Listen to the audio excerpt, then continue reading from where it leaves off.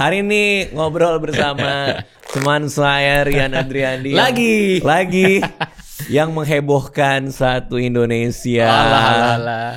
Gue sebenarnya bangga sih karena gue ngerasa gue melihat perjalanan lu dan film ini.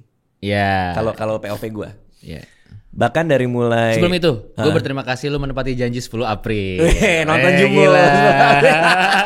Jujur. Iya. Lu udah nyangka gue nggak? Enggak dong, enggak. Gue kan percaya sama Radit. Yang gue nggak nyangka adalah keluar bioskop, Anissa langsung video call gue, ya kan? Iya, terus dia nangis. Terus nangis, kita dada gitu. Wah gila. Nah, lanjut. Oke. Ada konteks dulu ya. Jadi POV lu apa? Rian, biasanya gue kalau kayak gini ngobrol gue kasih konteks. Tapi kayak orang udah tahu lah pasti lah. Rian ini habis ngeluarin film namanya Jumbo, menghebohkan jagat sinema Indonesia dan Indonesia karena luar biasa banget prestasinya. Cuman sebelum ke situ gue udah ngelihat perjalanannya. Sebenarnya mulai dari Malam Minggu Miko 1. Oke. Malam Minggu Miko 1, gue tuh sama sekali nggak tahu kalau lo suka gambar animasi. Itu gue nggak ada di very gue tuh nggak ada sama sekali. Iya. Dan lo ada emang nggak ngasih lihat itu kan? Iya, Ya kan? enggak. Syuting. Malam Minggu Miko 2. Season 2. Yeah. Gue ngajakin lo bilang lo mau belajar ke Amerika. Iya. Oke. Terus gue bingung kan. Belajar ke Amerika ngapain? Animasi. Ngapain animasi gitu. Dalam hati gue kayak, ya lu ngapain? Iya. Belajar animasi, lu udah stand up, sekarang lu lagi di series gitu, ngapain gitu. Tapi ya udahlah, karena lu dapat beasiswa juga waktu itu. Betul. Oke. Pergilah lo sekolah animasi, kita lama tuh nggak berkabar tuh. Baliklah lu ke Indonesia. Iya. Oke. Terus gue bilang, Yan, apa sih animasi itu? Obrolin lo tempat gue, mainlah ke YouTube gue. Bener. Aduh gue lupa nama ininya. Apa nama kontennya apa waktu itu ya? Yang Ngobrol ngalur ngidul. Oh, ngabuburit ngalur ngidul. Ngabuburit. Berarti lagi Ramadan. Iya. Oke. Udah ngalur ngidul betul kan. Nah, lo ngasih tahu gue, Dit, animasi itu gini. Iya. Oh ya, oke. Terus tiba-tiba tugas kuliah lo menang Piala Citra. Iya. Itu juga absurd tuh ya. Iya, absurd. Itu absurd tuh. Tugas kuliah menang Piala Citra. Aduh, gue bersyukur banget. Tapi ya gue inget tuh lu ngomong kayak, ngapain sih lu lu gila ya? Iya. Lu ngapain sih lu gila ya? Maksudnya industri animasi. Iya. Di Indonesia. Itu waktu itu kan gersang, Pak. Gersang. Bener nggak? Iya. Nah, bisa dibilang begitu. Ya waktu itu Iya. nggak seramai sekarang. Betul. Pada tahun itu ya. Sekarang mah habis itu ada Juki, ada apa, udah Iya, tuh mulai betul. makin ramai lagi. Tapi makin ramai lagi juga nggak dalam konteks yang heboh luar biasa kan. Bukan sesuatu yang produser ngeliat terus ngiler gitu. Iya. Nggak kayak horor gitu maksud Iya, gue. betul. Oke, nanti gue mau catat dulu. Oke. Nah, terus lo menang Piala Citra, kita ketemu lagi. Gue bantuin lo promoin ini Domikado. Iya. Nah itu belum kesinggung lagi tuh soal apa segala macam. Baru tiba-tiba lo ngomongin Jumbo. Gue ada film nih segala macam. Terus kena pandemi apa gitu. Kita ngobrol lagi sampai akhirnya kita ngobrol nih. Gue ada ini dikit nih, ada bocoran dikit. Sebenarnya gue sempat mau bantuin lo gimmick marketing Jumbo, inget gak? Iya. Gimmick marketing Jumbo ceritanya gue ngisi suara kambing lah atau apa ya. Iya. Cuman gue karena ada satu dan lain hal perjanjian dengan pihak lain, gue nggak bisa pada saat itu. Iya. Oke. Lo tau gak yang gantiin lo siapa? Siapa? Angga Sasongko. Jadi akhirnya kambing kecil itu diisi suara oleh Angga Sasongko. Oh serius? Iya. Oh gue lihat itu lagi, lihat promonya. Space ya apa? Iya, Space itu. Ya udah, budgetnya udah habis buat siapa? Akhirnya gue yang seru tuh. Nah, datanglah lu ke sini, kita ngobrolin Jumbo, udah santai aja tuh. Terus gue janji lah sama lo gitu. Gue ya terus terang ya, gue pikir nih di kepala gue nih, ini kayak 2 juta, 3 juta dapet di kepala gue. Gue lihat lo janji sama Jegel 4 juta penonton. Iya. Buat gue terus terang ya, kayaknya berat banget 4 juta Pak. Iya. Jujur. Lu pada salaman sama Jegel, lo ngomong special show mau 4 juta. Iya. Lu memang yakin bisa dapat 4? Pada saat itu? Enggak. Maksud gue, lu buang body nggak? Buang body. Buang body banget. Artinya karena lo tahu tuh gak bakal kecapai, makanya lo mau. Iya. Kurang ngajar Jegel nih. Iya. Kurang ngajar Jegel. Jadi karena kan gue pas walaupun proses Jumbo itu masih tengah jalan, gue podcastnya ke teman-teman komika kan. Nah, emang di podcast komika itu pasti teman-teman komika nanyanya, terus lu kapan stand up lagi bang? Pasti. Kapan spesial lagi? Gue bom body aja. Ya udahlah kalau mau gue spesial, ayo bikin yang sekarang lagi gue kerjain, bikin box office berapa. Nah, akhirnya Salaman sama Jegel itu 4 juta karena menurut gue ya nggak mungkin. Ya maksudnya, terus gue kayak dalam hati gue sih kayak gue tetap pengen nyoba ngulik materi, tapi ya udah gitu. Kalau spesial antar dulu deh, 4 juta aja dulu gitu. Kadang kan iya, lo kan lagi lo lagi sering open mic waktu itu. Iya kan persiapan Founders. Iya, Founders. Sempat bantuin gue juga opener di show gue. Ya surprise ya di Surprise. Depok. Di Depok. Maksud gue tuh ngerasa kayak emang lo lagi nyiapin special show, padahal tidak. Enggak, sebenarnya in a way iya, nabung-nabung lah. Nabung aja. Kayak masih bisa enggak ya, masih bisa gitu. Tapi bukan yang I will have a special show itu enggak ya. Nabung doang ngumpulin. Iya, pengen gini, mencari titik gue pede. Oke, kita bikin spesial gitu. Oh, dengan cara nabung materi dan cara nabung materi terus kan gue rekam. Jadi kayak dapat nih 10 menit gitu. Di hari pertama Jumbo. Ini gue cerita apa adanya aja ya. Iya. Ke lu ya. Karena dan ini pasti dengan perspektif lu pernah bikin film. Pasti dong. Dengan perspektif lu pernah ngajak gue di Malam Minggu Miko, iya, di dan Cinta Dalam Kardus, ya. Dengan perspektif gue juga tahu industrinya gitu. Iya. Hari pertama Jumbo, Pak. Iya. Hari pertama Jumbo Tais 60.000. 60.000. Oke. Betul. Di atas kertas 1 juta aja susah. Betul. Itu yang gue bilang di grup, yang di grupnya ada elunya, di grup Founders. Ini keajaiban industri. Karena menurut gue iya. 60.000 ke 1 juta itu buat gue itu aja udah susah. Iya. Jadi hari pertama 60.000 gue kayak ngerasa kayak wah kayak gue bener harus cepetan nonton nih. Karena gue nggak tahu bakal lama berapa lama filmnya. Iya. Anjir, hari kedua 100 berapa 80. Aduh, gue sampai nggak hafal. Tapi iya. Ada di Bibo tuh bicara box office iya. tuh. Terus 100.000 apa segala macam. Gue ngelihat datanya. Pabrik gula udah duluan di sini nih, Pak. Iya. Hari pertama 400. Jumbo di sini. Iya. Tiba-tiba dia naik ketemu di tengah. Begitu ketemu di tengah, lu ninggalin dia ke bawah, lu jebret. Iya. 400.000 satu hari. 500 ada ya? Ada yang 589. Itu terlalu gila buat gua. Iya. Gua nggak tahu gimana caranya. Gue juga nggak tahu. Nggak, karena ada yang ngebahas nih, ngebedah, bilang ini semua marketing. Iya. Bener nggak tapi? Itu yang menarik sih, karena kalau ada yang bilang kan ini anomali. Banget. Terlalu anomali sampai Kak Ika Natasa penulis kan nge-tweet aku pengen ini deh diskusi gitu, menurut teman-teman kenapa sih Jumbo sukses. Nah, habis itu banyak yang salah satunya yang bahas soal marketing di situ. Kalau menurut gue pribadi ada terlalu banyak faktornya, yang faktor X-nya gitu Dit, yang kayak ini kalau mau dipatokin dari faktornya yang mana ya. Tapi kalau menurut gue salah satu yang terbesar yang gue sangat appreciate dan gue sangat bersyukur adalah munculnya buzzer organik. Oke. Ada hashtagnya buzzer Jumbo.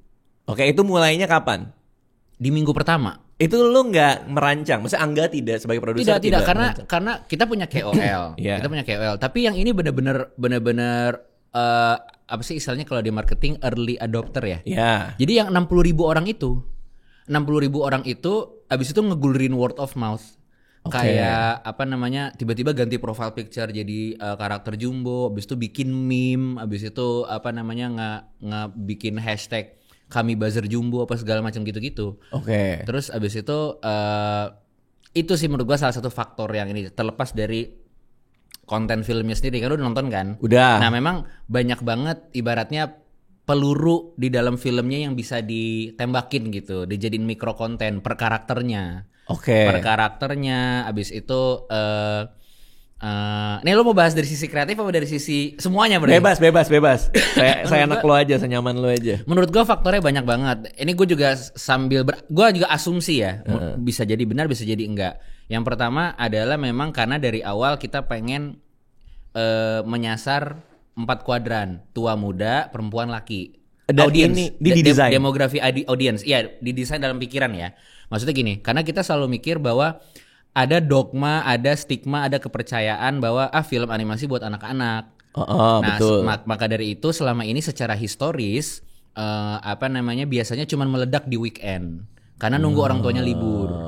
ya kan? Karena jadi weekday nggak ada tuh orang yang pulang kerja nonton animasi tuh nggak ada, jarang banget lah pulang kuliah nonton animasi tuh nggak ada, atau kayak biasanya tuh ya atau nggak hari libur nasional atau weekend. Nah kita pengen mencoba mematahkan stigma itu. Sebenarnya bukan berarti dalam pembuatan secara kreatif gue bener-bener kayak kompromi. Iya gitu ya. Tapi kita ada mindset di kepala kita bahwa kayak ini gimana ya gitu supaya pas nonton tuh bukan cuman orang tua atau orang dewasa cuman nemenin anak-anak aja terus orang tuanya bisa HP-an, tapi gimana juga dia bisa engage sama ceritanya, dapat sebuah pengalaman lah, dapat makna atau dapat apa. Gue nggak masalah kalau misalnya ada layer-layer yang anak kecil nggak nangkep. Biarin aja.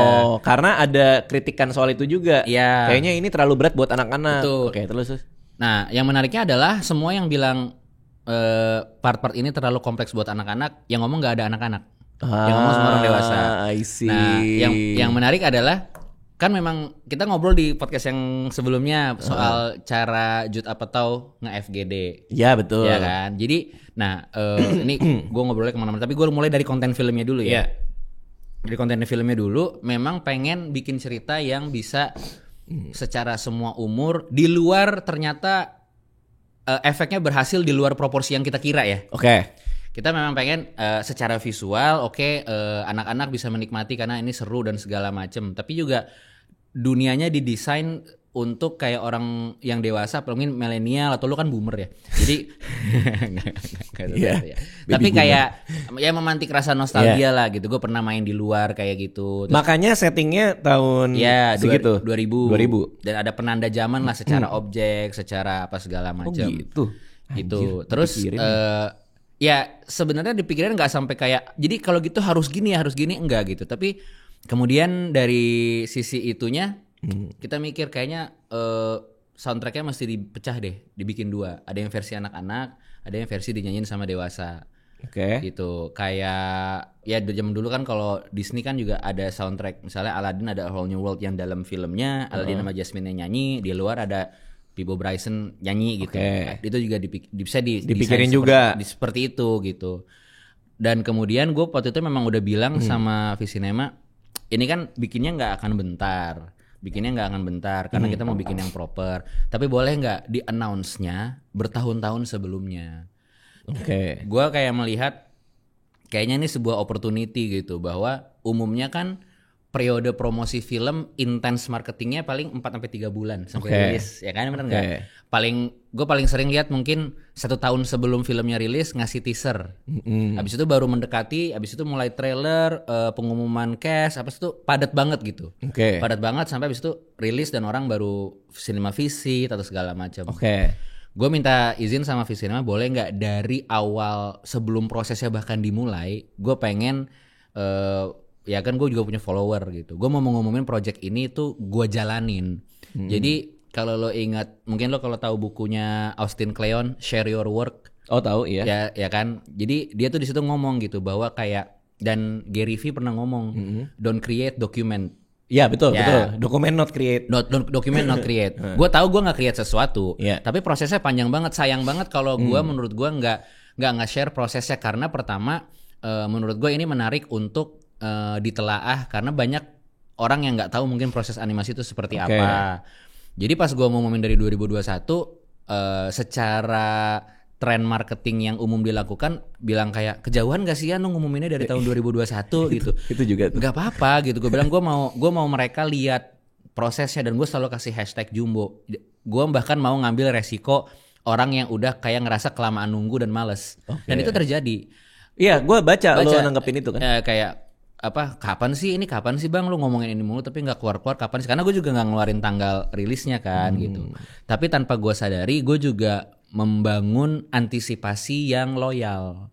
Jadi ada juga banyak orang yang mungkin kemungkinan besar menurut gue 60.000 itu adalah orang yang benar-benar nungguin dan pengen lihat hasilnya seperti apa. Artinya mungkin 60.000 sebagai angka opening itu nggak terlalu luar biasa. Tapi kedalaman engagement 60.000 ini itu berlipat ganda tuh. Mungkin emotional connectionnya. Sehingga keluar mereka mewartakan dengan lebih ini dan apa namanya, sebenarnya banyak kalau gue ngeliat lagi ya gitu, pas sadar banyak yang bilang mereka ngajak adik sepupunya, ngajak anaknya, dan anak-anaknya tuh gue nggak tahu ntar mungkin lu bisa cerita anak-anak lu kayak Iya, gimana. yang nanti gue ceritain. Iya. Mereka bilang mungkin karena filmnya full bahasa Indonesia, mereka menyimak. Oke. Gitu. Mereka walaupun film-film lain ya mereka suka gitu ya, kayak Minions, kayak Super Mario gitu, tapi itu kan agak lebih overstimulasi ya gitu.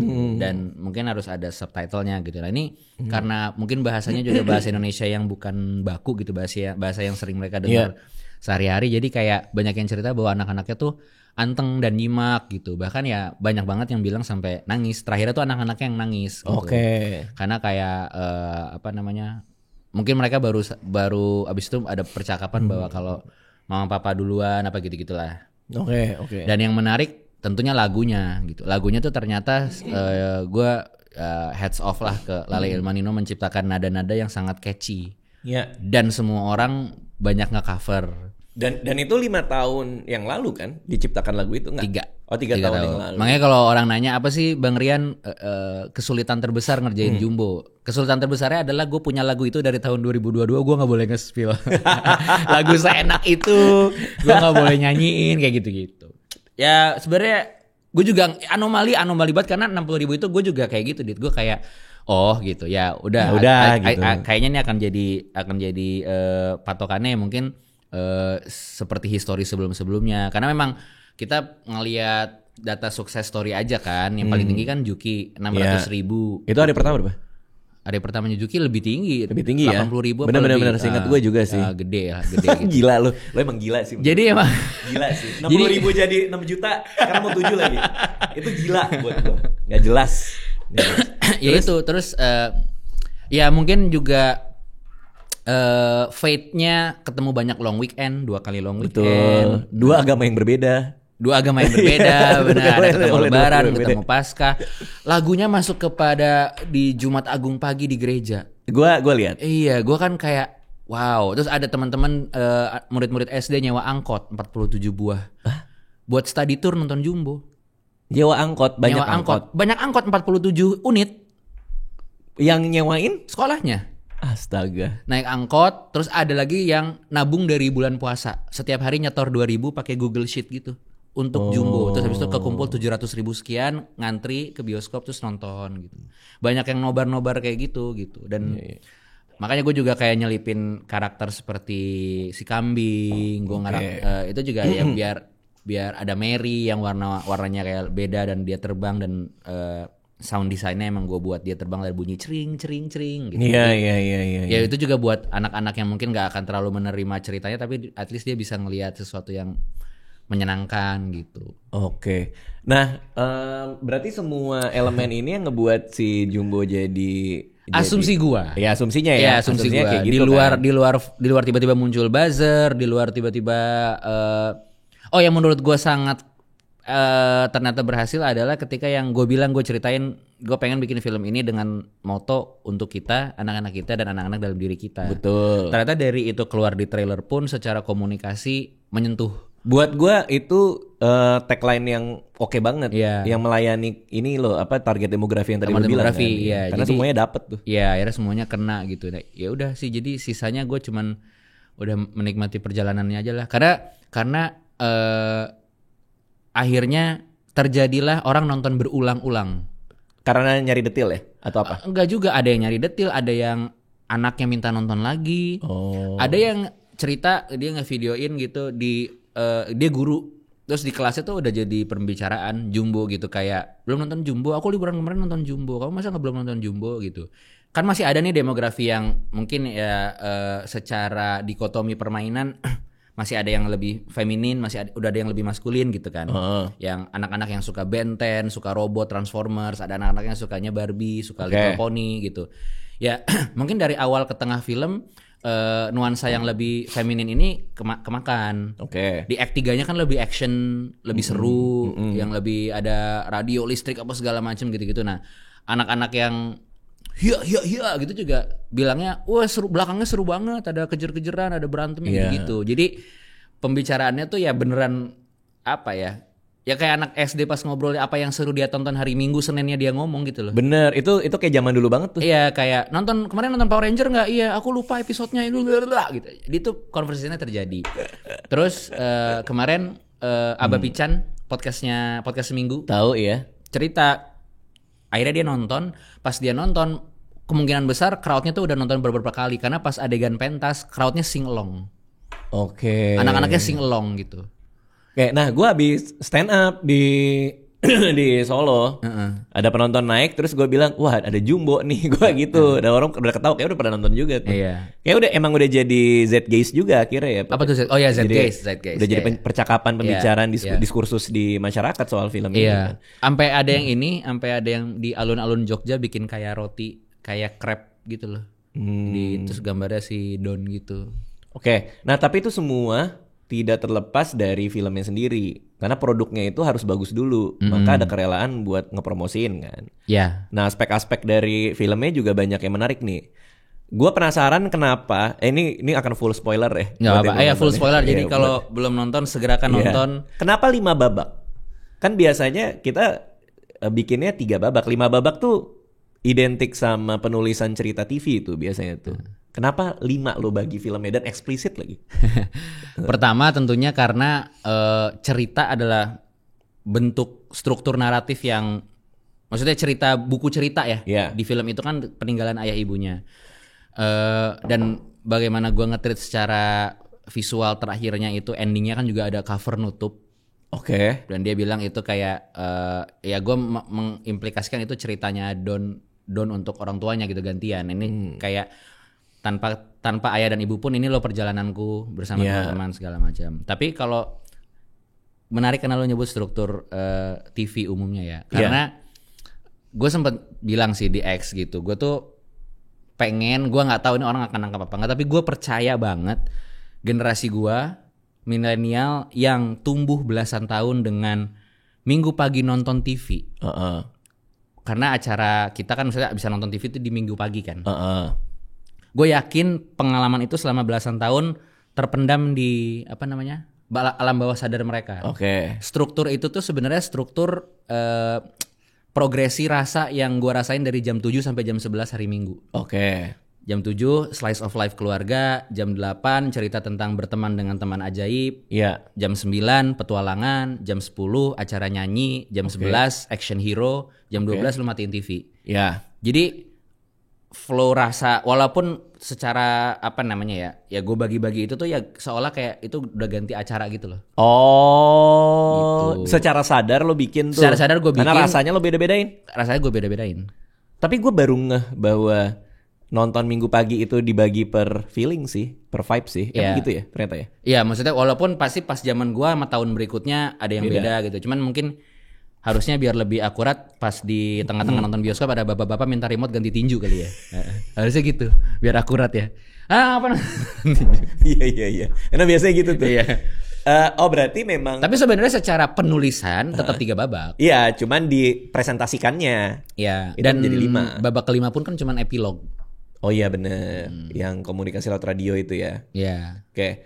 Nah. Menarik banget ngobrolnya sama penulis. Oke. Kenapa si Don itu lo bikin karakternya secara ekonomi lebih baik daripada rivalnya si Atta? Ada alasan tertentu nggak? Sebenarnya lebih kepada ini sih, kepada dia saking untuk menggambarkan betapa dia bahasanya? Oblivious. Si Atta. Nggak, Donnya tuh oblivious sama. Nggak ngerti dia. Bukan dia saking attachnya sama bukunya dan memori yang ditinggalkan sama orang tuanya, dia masih coping sama grieving itu. Sampai dia oblivious bahwa sebenarnya di sekitar dia tuh udah sangat tercukupi. Oh, I see. Dia punya kasih sayang oma, dia punya teman-teman yang sebenarnya perhatian sama dia. Secara ekonomi baik. Iya gitu, kayak lu tuh udah aman gitu sebenarnya. Lo mau bikin ironi itu? Ya, ironinya itu dan ya mungkin ironinya tepat juga bahwa sebenarnya Don dan Atta kan punya kesempatan yang sama. Dalam mendaftar pentas gitu, tapi pada Don lebih beruntung aja akhirnya masuk gitu kan. Iya, itu menarik tuh. Ketika lo bikin duluan si Atanya yang mau daftar, tapi ternyata nggak jadi, malah Don yang keterima, dan ada sedikit semacam keirian. Ya, trigger jealousy buat si Atta untuk melakukan itu kepada Don yang ngambil buku dan lain-lain. Nah, yang menarik juga hampir semua karakter yang awalnya antagonistik itu lo bikin alasan supaya kita bisa simpatik. Itu memang by design. Kayak Atta kakaknya kakinya. Masa nggak by design kalau udah jadi di film? Iya benar sih. Nggak maksud gue by design tuh artinya lo mikirin gue akan bikin dia simpatik deh gitu. Iya. Oh memang? Betul. Kenapa lo nggak bikin dia emang putih hitam aja gitu? Tadinya pengen seperti itu. Cuman kemudian gue melihat bahwa ya full spoiler ya, bahwa kayaknya yang membuat sebuah karakter menjadi perfect hero dan perfect villain adalah ketika mereka semua sebenarnya mengalami hal yang sama, tapi memilih jalan yang berbeda menyikapinya gitu. Oke. Sebenarnya Don sama si villain itu bukan rata ya, villainnya. Oh, villain yang satu lagi si betul. bapaknya itu, ya bapaknya siapa ya? Gak tahu. Si Pak Kades itu. Pak Kumis itu ya sebenarnya kan dia punya, dia dua-duanya kehilangan. Dua-duanya kehilangan. Cuman yang satu itu karena dia oblivious sama hal yang si Donnya tuh sama hal-hal baik di sekitarnya, sementara yang ini terlalu sakit hati dan nggak tahu cara meregulasinya. Menurut dia jalan keluarnya adalah menyakiti yang lain. Ini tuh sama kayak pertanyaan kayak kalau menurut Thanos tidak berimbang sumber daya dengan jumlah populasi, lalu lu ngumpulin semua Infinity Stones, kenapa nggak lu duplikasi aja jumlah sumber dayanya? Bukan ngilangin setengah populasi. Kan ada pertanyaan seperti itu. Dia kan ke-trigger seperti itu karena planetnya nggak bisa survive karena sumber dayanya nggak mencukupi buat planet dia. Bener. Terus ya, tapi gue merasa pertanyaan itu valid, tapi si Thanos itu menjadi villain yang perfect karena dia mengambil pilihan ya karena dia menjadi villain gitu. Dia nggak peduli, dia tahu pasti itu ada, tapi dia pengen menuntaskan dendamnya aja gitu. Lebih ke ini ya, lebih ke ada bitterness juga di sisi villain yang lo bikin itu. Siapa sih namanya villain itu? Namanya Pak Kades aja. Pak Kades. Sebenarnya ada namanya. Tapi nggak disebut. Tapi namanya tuh sebenarnya ada di skrip tuh ada. Cuman akhirnya kita milih kayak nggak perlu tahu nama lah. Karena gue juga menulis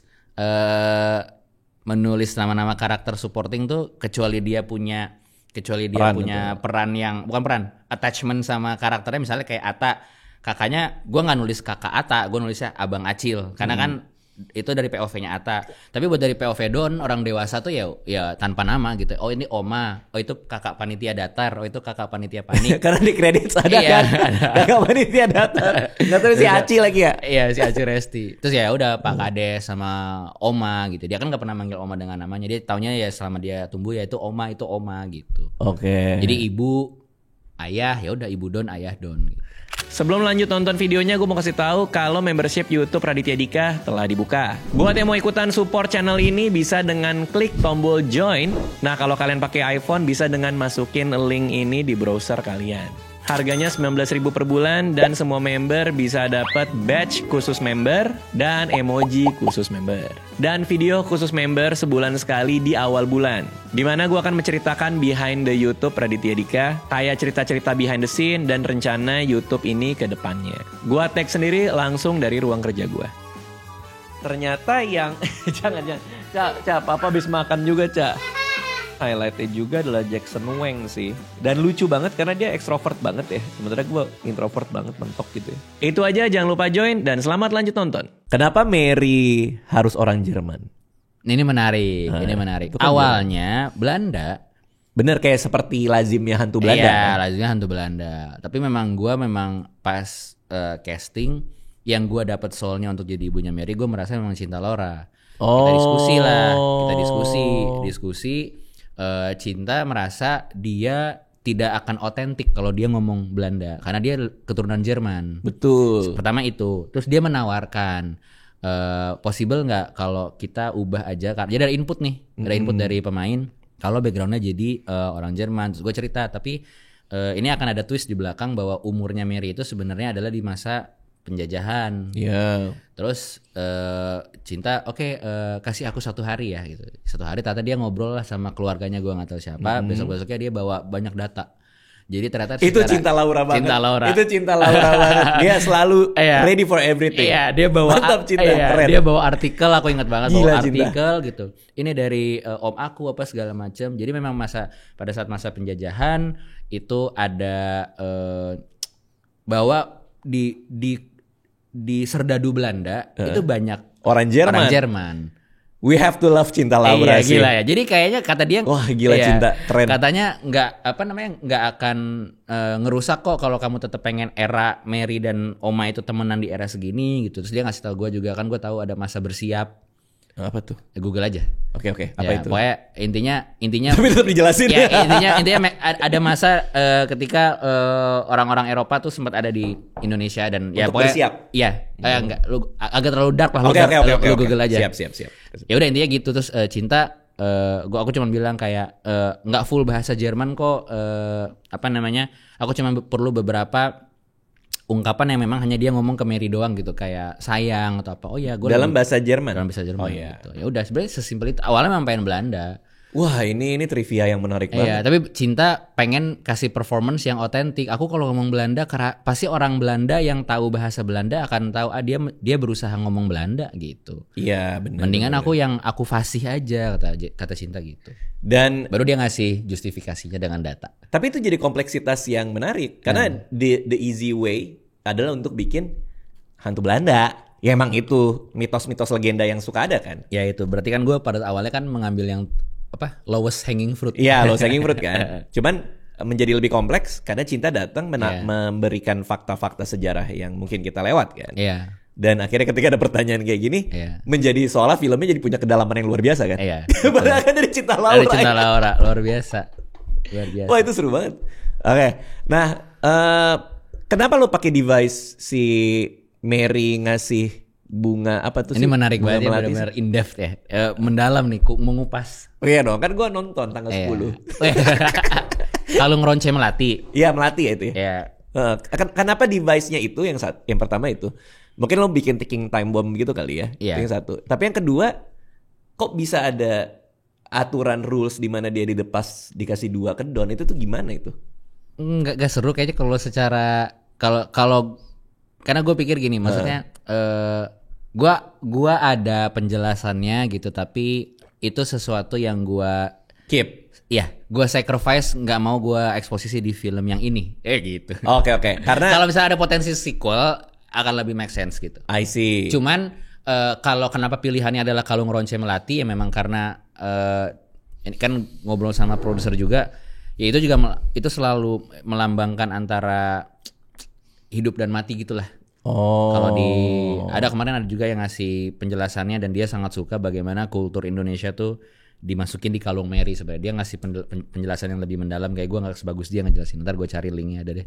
Tapi soal apa? Soal penggunaan melati gitu. Iya, soal itu memang simbol cinta antara hidup dan mati gitu. Makanya dan momen-momen penting ketika manusia bertumbuh tuh dikasihnya kalung itu saat nikah, saat keranda lu wafat, ada kalung itu, ada ronce melati gitu, kayak gitu-gitu. Dan lu ngisi suara kan ternyata. Gue kaget banget karena gue teman sama lu kan lama, gue tahu nih suara lu kan. Penelpon misterius. Ya, itu juga nggak mau dijelasin pada saat ini. Jadi gini, pas gue ngelakuin FGD, gue ngasih film ini yang 114 menit, ini kan 96. Iya. 114 menit gue tontonin ke berbagai orang yang gue asumsikan akan menjadi penonton gue. Oke. Ada keluarga, ada anak-anak dari berbagai usia gitu, ada eksekutif muda, ada yang kerja, ada yang gue tontonin semua gitu. Ada sebenarnya satu sequence bahkan lebih gitu yang menjelaskan secara logis dan secara rules banyak hal, termasuk motivasi villain, kenapa dia bisa sejauh itu, bagaimana dia menemukan metode radionya bisa seperti itu, kenapa bagaimana dia bisa tahu dimensi ruh itu bisa dibuka dengan cincinnya dia, cincinnya itu sebenarnya dari kalung istrinya, kayak gitu-gitu ada semuanya, ada, dan bagaimana dia mendapatkan rahasia itu gitu. Ya secara ada satu sequence sendiri lah gitu yang menjelaskan lebih dalam lagi, dan siapa yang nelpon itu ada gitu. Semua logika cerita itu ada gitu. Dan orang dewasa pas nonton oh gitu. Tapi gue juga kan gue rekam kan. Sama kayak Jude apa tahu ngelihat menit berapa orang ketawa gitu kan. Nah pas penjelasan itu mulai masuk, gue sisip-sisipin di adegan gitu, anak-anak udah mulai melengos gitu, udah kayak nggak engage gitu. Udah mulai kayak naik sofa, kayak minta tablet, mau main gitu-gitu. Wah itu langsung lo dek gitu dong. Gue ada kayak gitu, kayak apa namanya, penting gak ya ini gue jagain gitu. Maksudnya kemudian gue pengen tetap emosi flow-nya kejaga gitu, biar anak-anak seru gitu, tapi juga dewasa menonton. Kemudian akhirnya gue berpikir ya, akhirnya kita duduk lagi, kita tonton lagi hasil FGD-nya. Jadi kan masang kamera gitu kan, kita ngeliat reaksi, kita lihat apa segala macem. Bahkan beberapa titik yang kita kira nggak kena dapat ketawaannya dapat ketawa karena ada nonton FGD itu. Betul. Nah terus yang menarik adalah ya kemudian gue sebagai seorang kreator berkompromi. Gue berpikir oke, kalau banyak scene reasoning ini yang gue buang, apa sih yang terburuk yang bisa terjadi gitu. Ya paling ada orang dewasa lah nge-review kayak logika lu berantakan. Terus gue, which is ada ya? Ada. Terus paling gue ya, oh iya maaf ya udah. Paling itu yang terjadi gitu. Betul. Terus. Ya, tapi gue lebih seru. Karena pas di titik itu gue nanya gitu kayak yang anak kecil gitu. Pasti cerita ini kamu ngerasa apa gitu. Aku udah pengennya mereka nolongin Mary. Jadi udah urgensi emosinya adalah tolongin Mary gitu. Ya udah, jadi kita akhirnya buang, ada totalnya kita buang sekitar 18 menit gitu. Nah itu akan lo jadiin director's cut itu karena lo udah minta Angga buat ngeluarin kan? Ya itu memang sebenarnya sempet baru ya tadi malam gue space kan sama teman-teman akun habis nonton film, dan mereka tuh yang naikin klipnya pertama karena memang gue pernah interview sama tim dari bioskop promosi. Gue bercanda, gue bilang apa Mas Angga, lo kan NKCTHI punya director's cut, gue juga mau dong director's cut. Iya. Tapi pas gue ngelihat ini lagi, pas gue nonton animonya segala macem gitu, gue tiba-tiba ngerasa perlu nggak ya? Terus Mas Angga WhatsApp mau rilis yang 114 menit gitu. Cuman kemudian gue pikir lagi, kayaknya nggak perlu deh. Oh gitu. Gue akhirnya berpikir nggak perlu. Kenapa? Karena 96 menit ini kan proses gue bertumbuh di ruang editing. Ini hasil gue mendengarkan, kayak Doni juga gitu. Bener. Belajar mendengarkan input dari penonton, dari produser, dari EP gitu, sehingga terciptalah satu bentuk yang menurut gue ini bentuk terbaiknya gitu. Terus kalau misalnya ada pertanyaan, tapi bukannya director's cut tuh kayak visi ideal sutradara gitu. Mungkin visi awal ya, bukan visi ideal gitu. Menurut gue visi ideal tuh ya udah bentuknya udah mengakomodir bentuk terbaiknya gitu. Which is input banyak orang. Kalau misalnya itu udah jadi, terus gua tetap rilis yang 114 menit, gua ngerasa itu defeat the purpose aja sebagai gua kreator tumbuh di ruang editing gitu. Okay. Karena itu secara non teknisnya ya. Yeah. Tapi secara teknisnya adalah karena 18 menit yang gua buang itu belum gua animasiin. Memang gua buang dalam fase storyboard, dalam fase animatik. Jadi kalaupun gua mau nambel balikin, ya produksi lagi. Harus gue animasiin lagi, harus gue lighting lagi, render lagi. Which is kerja ulang gitu. Ya bisa aja, tapi ngapain gitu. Maksudnya mendingan energinya, waktunya gue pakai buat sesuatu yang baru aja gitu. Ya udah, yang terjadi ini bentuk Jumbo, apapun yang gue pelajarin dari situ ya buat karya berikutnya aja gitu. Lo nggak mau ada satu video atau apa ngereaksi animatronics atau apapun yang tadi lo bilang, animatik itu animatik yang lo bikin masih seadanya itu lo bahas dengan ngasih lihat ini loh kalau 100 berapa menit ini yang ada gitu. Enggak sih. Enggak kepikiran juga. Mendingan kalau maksudnya mungkin elemen-elemen itu kan bisa gue godok lagi kalau misalnya jadi sequel atau jadi apa. Gue sebar aja. Enggak usah gue padetin lagi di buat gue. Maksudnya gini deh, maksudnya itu kan kayak lu ngebaca Timun Jelita baca depan audiens lu, terus lu baca draft-draft sebelumnya gitu. Wah itu memang tidak layak dikasih lihat sih. Iya gitu kan. Ngapain? Ini kan bentuk teridealnya ini kan. Bener, setelah dari tangan editor dan segala macam, story developer dan lain-lain. Betul. Oke. Berarti ada sequelnya? Pengen. Maksud gua kalau ini mah udah pasti. Mau itu sequel, mau itu apalah spin-off series, maksudnya gua merasa karakter-karakternya masih bisa sangat dieksplor gitu. Dunianya masih sangat dieksplor, pada sayang sama karakternya gitu. Banyak yang Angga belum ngomong apapun. Udah. Soal sequel. Rian, gue mau sequel gitu doang. Kayak anak ngajak main di pagar gitu. Ngirim voice note. Voice note enggak. Dia ngomong di grup gitu. Saya mau sequel, hahaha gitu. Nulis. Terus gue ngerespon dengan ada gif Homer Simpson masuk ke dalam semak-semak gitu. Karena ceritanya pun belum ada ya. Ceritanya apa? Untuk sequel. Belum utuh. Tapi sudah ada. Ide udah ada. Wah, serius Yan? Udah. Jadilah. Dari bayangan gue udah ada kemana jadilah. Gitu. Jadi sih harus sih. Tapi pertanyaannya adalah akan 5 tahun lagi nggak? Nah itu dia tuh. Aduh, ya paling kalau lebih cepat juga jadi 4 tahun. Ya pasti ada evaluasi setelah kemarin itu, terus kita pengen mencoba mengefisienkan di berbagai sisi ya mungkin, tapi nggak akan nyampe 2,5 tahun gitu, enggak. Meskipun di scale katakanlah, wah kalau udah 6 juta penonton kan pendapatannya revenue gede banget itu. Maksud gua mungkin nggak uang itu dikasih untuk nge-scale produksi? Atau memang animasi itu ada bottleneck-nya? Berapa banyak pun duit yang lo punya? Kalau menurut gua bisa banget di scale nge-scale production berikutnya gitu. Tapi kan gua sebagai kepala pengembangan Visinema Animation, IP animation yang mau berkembang kan bukan Jumbo doang. Ada beberapa yang kita juga lagi develop gitu. Mau kita riset di situ juga kan. Jadi mungkin nggak akan 100% jebret ke Jumbo 2 doang gitu, atau Jumbo 3 gitu, enggak. Ya gimana supaya ekosistemnya juga, si IP creation motornya juga jalan gitu yang lain. Tapi lo menyadari betapa gilanya film ini gak sih? Tadi kan gue bilang tuh. Nah ini lucu banget ya. Gue kan, ini kan debut gue. Betul. Jadi gue gak tahu tracking penonton tuh umumnya seberapa per hari.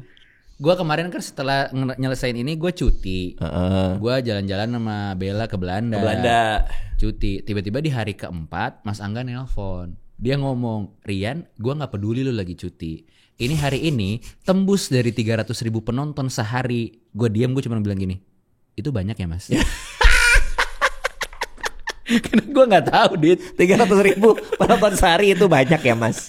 Itu banyak ya mas 300.000? Maaf banget, tapi abis itu gue baru tahu kayak banyak gitu. Kayak, Karena itu pertama opening 60.000, terus trajektorinya kayak gini, naik lagi abis itu. Dan yang menarik adalah ini film pertama lu, sutradara debutan. Layar lebar ya? Layar lebar pertama, debutan kan. Dari sesuatu yang bukan sebuah IP. Dari bukan adaptasi ya? Bukan adaptasi sebuah IP. Iya, gitu. Ini kan IP baru gitu maksudnya. Itu kan di luar nalar sih menurut gua ya. Iya, gue juga menurut gua di luar nalar kok. Apa? Ya ini semua di luar nalar. Iya, aneh banget. Kira-kira abis di berapa nih? Kayaknya 7,5 kali ya. Nggak tahu gue ya tadi 300.000 aja gue nggak tahu itu banyak kan. Jadi gue nggak tahu nafas tuh bisa seberapa. Kayak gue akhirnya cuma ngelihat history agak lain pernah berapa, ternyata 100 hari. Terus KKN Desa Penari pernah berapa hari di bioskop. Warkop Jangkrik Bos Reborn berapa hari. Terus kan kemarin akun Bicara Box Office diminta untuk ngasih lihat 3 film itu doang, KKN. Lihat gua. Agak lain sama Jumbo kan. Ya memang gitu, kalau ini agak aneh gitu. Jumbo tuh agak gini.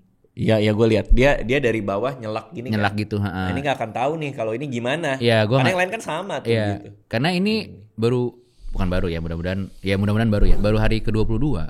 Anjir. Ngerti gue nggak jelas. Dan ya gue semoga ya kalau umurnya panjang. Gue melihat kok teman-teman yang di sosial media yang kayaknya sama kayak gue, banyak yang mungkin belum familiar dengan cara bioskop bekerja. Karena banyak yang nanya, bang ini filmnya sampai kapan? Gitu ya. Terus gue baru bilang bioskop nggak bisa ditentuin kayak gitu. Bioskop tuh tergantung animo penontonnya. Kalau rame bisa ditambah layar, bisa diperpanjang. Kalau sedikit bisa dari minggu pertama juga udah berkurang jumlah layar gitu. Jadi itu gue edukasi terus, gue share gitu. Karena banyak banget yang bilang kayak aku lagi persiapan UTBK. Betul, itu besok tuh. Iya gitu, boleh nggak tungguin gitu pas selesai UTBK masih ada dong Jumbo please gitu. Ada yang nunggu gajian akhir bulan ini nunggu gajian. Ada yang nunggu balik ke Jakarta atau Indonesia. Kota mana yang ada bioskop karena mereka lagi pelatihan lagi. Banyak banget yang ngomong kayak gitu. Jadi gue benar-benar nggak tahu faktor. Terus gue ngeliat kalender kan. Ntar ketemu long weekend lagi, ada 3, 2 sampai bulan Juni itu ada 2 long weekend dan ketemu hari gajian lagi, gitulah. Maksud gue, jadi gue nggak bisa prediksi. Iya, karena kemarin pun yang udah berpengalaman tim distribusi kantor gue kegocek aja terus gitu. Dia kayak misalnya kayak 2 juta di hari ini, tapi terjadi sehari sebelumnya kayak gitu. Berarti rahasia sukses film Jumbo lo juga gak tahu. Itu tahu Dit? Apa? Mau tahu? Apa? Sholat Dit.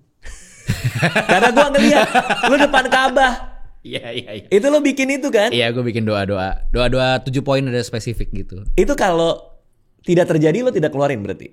Enggak. Oh. Itu begitu. Itu terjadi karena udah ngelewatin semua yang gue minta. Oh, I see. Jadi gue kayak ya, manifestasi gue ini gitu kemarin. Oke. Sama cinta itu kan lo bahas tuh. Iya, rahasianya adalah cinta. Oh iya, bikin pakai cinta. Bikin pakai cinta. Iyalah 5 tahun anjir. Nah, cuman nih kan gue nanya ke orang-orang, lo mau nitip nanya apa ke Rian? Ada beberapa pertanyaan. Cuman sebelumnya gue mau nanya satu hal. Menarik. Ketika gue ketemu lo dan gue bilang lo terlalu gila untuk di animasi, karena kondisi itu kan memang industrinya kita masih belum bisa lihat tuh pada saat itu ya. Kenapa lu punya keyakinan? Kenapa lu punya conviction itu untuk enggak, gue mau di sini, mau bikin sepanjang ini. Bahkan gue inget banget di hari pertama menjelang Jumbo tayang itu ada film Lebaran banyak.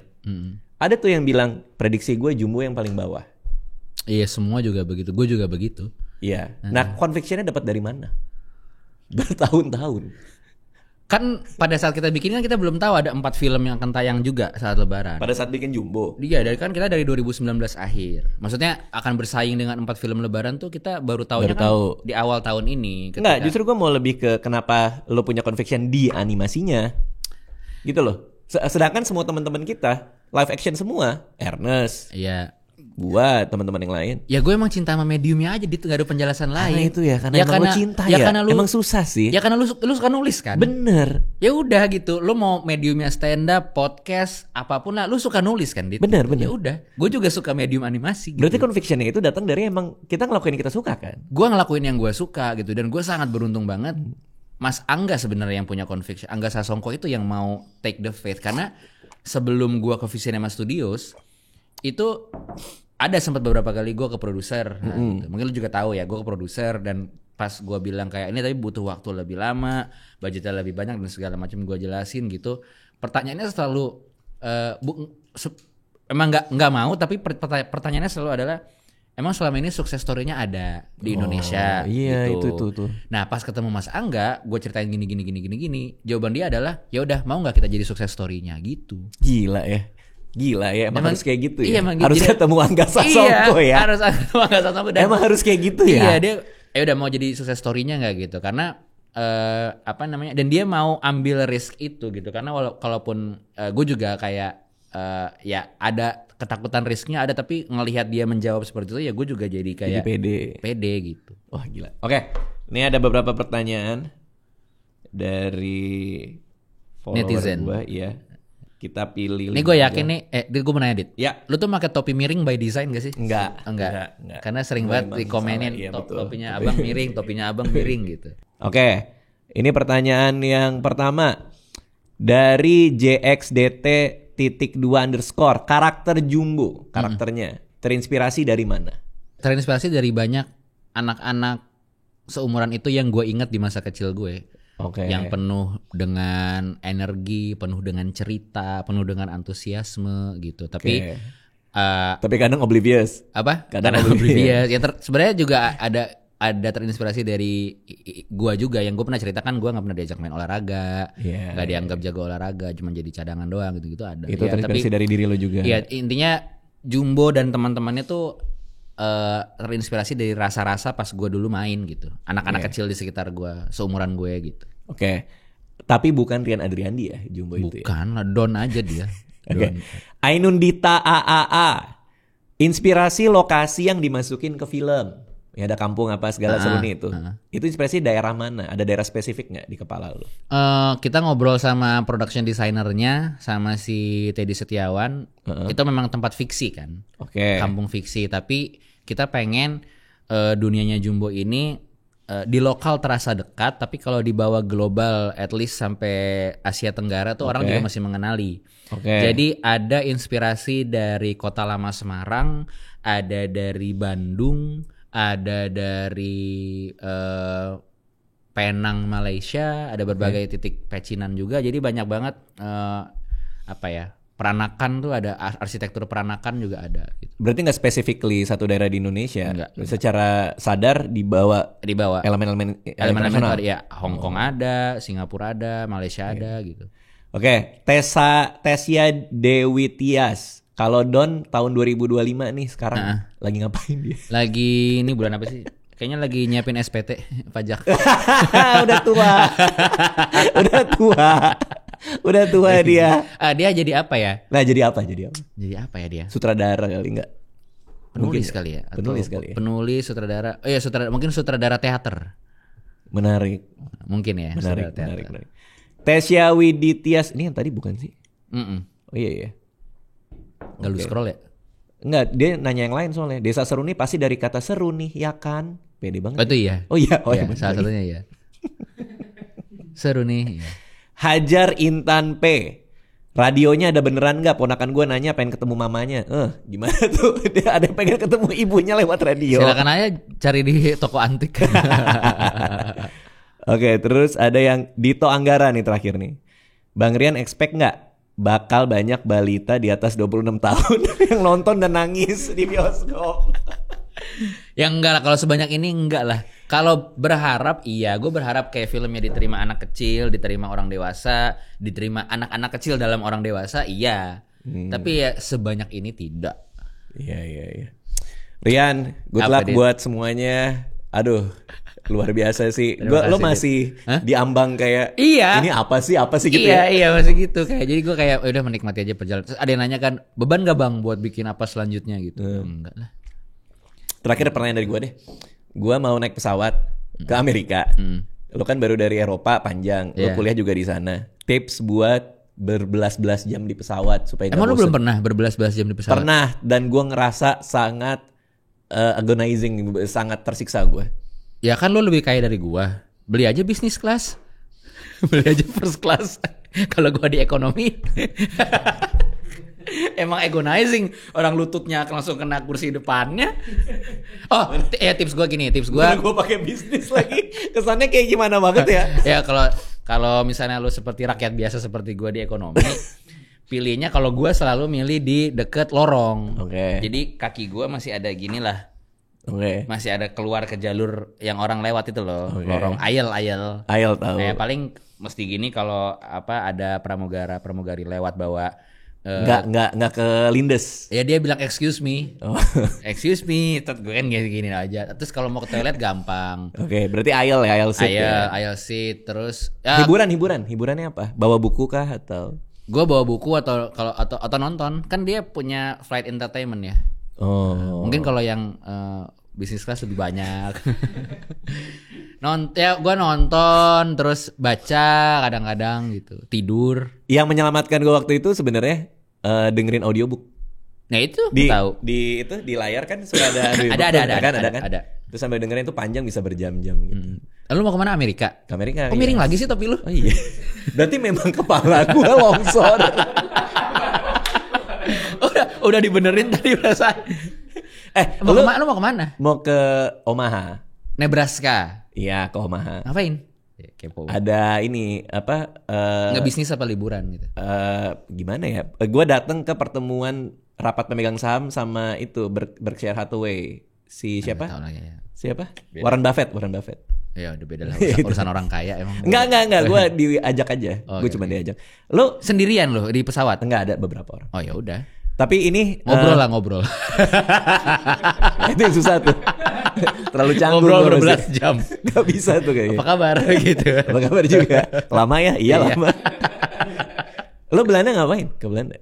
Liburan. Maksudnya nggak ada spesifik makanan, tempat yang lo pengen festival itu? Sebenarnya tujuan pengen terakhirnya adalah Denmark. Gua sama Bella pengen ke Copenhagen, Denmark. Karena itu apa? Gue nggak tahu cara bacanya ya. Karena gue tertarik dengan konsep living yang mereka percaya itu Haige. Oh, Hege.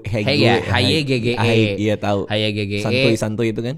Iya, coziness gitu. Abis itu pas lihat baca-baca, mereka punya indeks kebahagiaan tertinggi kan. Iya, setelah Finlandia. Karena Finlandia juga nomor 1 kan. Ya terus pengen tahu aja kayak apa di sana. Ternyata gitu.